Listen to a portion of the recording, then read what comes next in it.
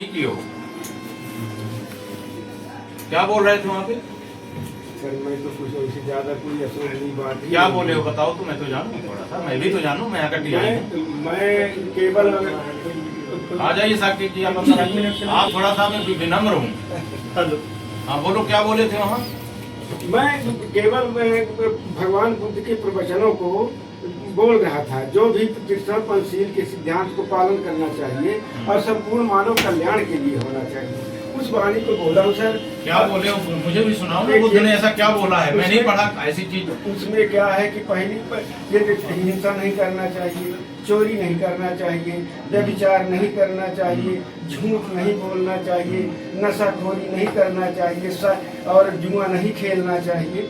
ये बातें मैंने बोला तो सर अगर इन बातों पे ये तो नहीं बोले हैं, आप बताइए।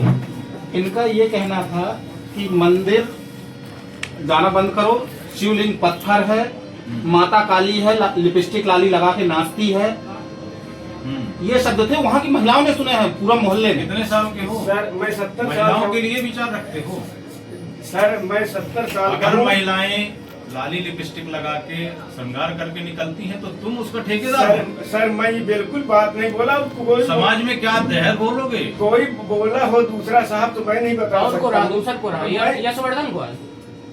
इनको बैठाइए यहाँ पे, बैठ जाइए। यशवर्धन कौन है? यशवर्धन मैं जी, इनने कहा संत हैं, तो संत की वाणी में नहीं होता कि फला बड़ा और वो नीचा छोटा। ऐसी कोई बात मेरे जवान से नहीं निकली। ये पता है आपको? देखिए भगवान बुद्ध भी कौन है पता है?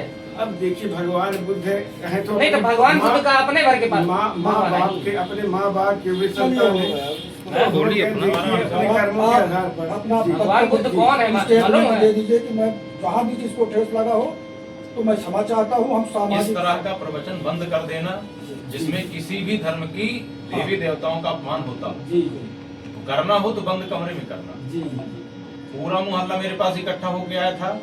मैं चाहता तो आपको धार्मिक भावनाएं आहत करने में गिरफ्तार करके भेज देता, लेकिन अच्छी चीज है कि समाज के कई लोगों ने इकट्ठा होकर के कहा कि साहब गलती अगर हो गई तो एक बार दोनों पक्षों को बैठने का मौका मिलना चाहिए, इसीलिए आप यहाँ बैठे।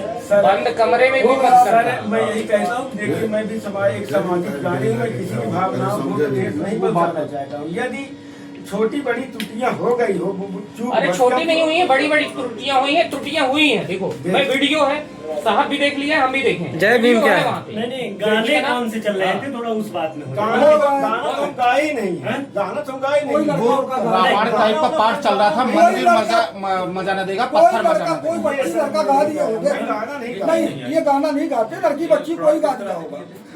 कोई लड़की बच्ची और फिर मेरी आवाज देख लीजिए, वीडियो देख हाँ, कोई लड़की बच्ची गा दिया होगा। आवाज चेक कर लिया जाए। वो बच्चे लोग भी कल गाते। आपसे भी तो बात किए हैं, तो आपको तो सारी चीजें अवगत हैं। देखे है ना, वीडियो देखे हैं। देखे होंगे तो क्या ये गाने को आपने देखा गाते? मैं आपको बताऊं, ये हमारे बड़े पारिवारिक वो उसमें है, ठीक है ना, इसलिए आप बात है कि वो कम से कम यहाँ करके अपना पक्ष रख रहे हैं, ठीक है ना।